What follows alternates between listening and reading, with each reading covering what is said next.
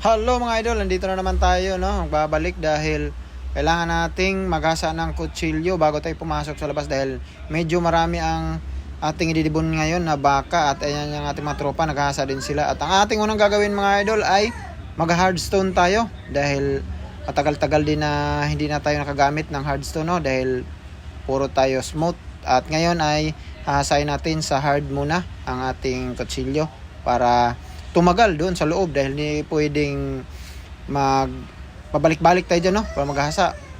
Once na makapasok tayo ay focus na tayo doon sa loob at steel na lang ang ating gagamitin, kaya kailangan na matulis ang ating kutsilyo bago tayo pumasok. At kami dito mga idol ay mano-mano lang ang aming paghasa. At ayan, tapos na tayo sa hardstone. Dito na naman tayo sa smooth. Ayan ang ating mga tropa dyan, no?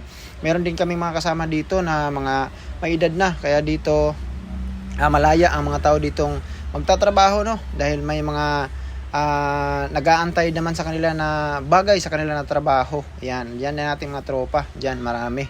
At ayan sila, naghahasa din sila ng hardstone. At ang atin namang gagawin ngayon ay last na hasa na, no? Dito tayo sa smooth. Ayan sila, busy pa bago pumasok. Yan mga idol natin yun dyan, mga boner din yung iba dyan. At ayan ang ating gagawin, maglalas finishing na tayo, no? Sa smooth. Ayan, ganyan lang kami dito mga idol, no? Dahil mano-mano lang aming ginagawa para makontrol natin yung talim ng kutsilyo. At ayan yung magandang ginagawa talaga pag dito sa company namin, no, sa Boner. At sa ibang mga company mga idol, no, ay meron na rin silang machine na saan, kaya mas madali yun sa kanila.